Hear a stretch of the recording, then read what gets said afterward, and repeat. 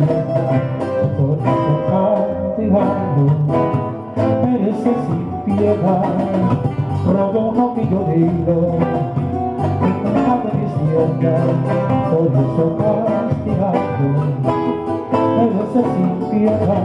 ¡Aló! La autoridad pregunta, dime carita sucia, si es cierto lo que dice, y déjala de llorar.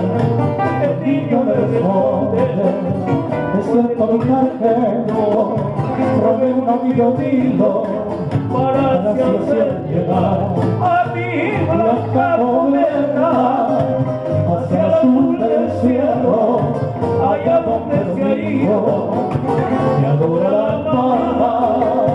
Bendiga mi cometa, yo digo mi muerta, perdone si ella yo quise preguntar por qué me encontré imaginar, porque te fuiste lejos, dejándome tan solo con mi pobre papá.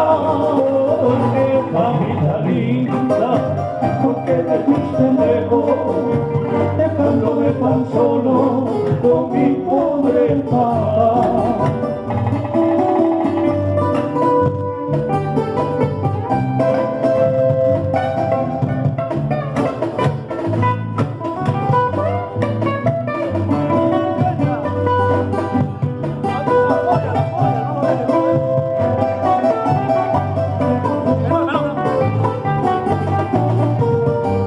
La pregunta viene carita sucia, es cierto lo que dice y deja de llorar. El niño le responde, es cierto mi sargento, robé un ovillo de hilo para así hacer llegar a mi blanca cometa hacia el azul del cielo, allá donde se ha ido mi adorada mamá.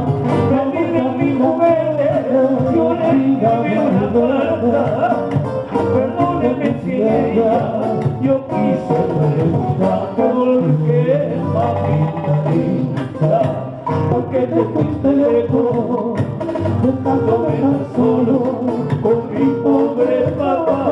Porque mamita linda, porque te fuiste lejos, dejándome tan solo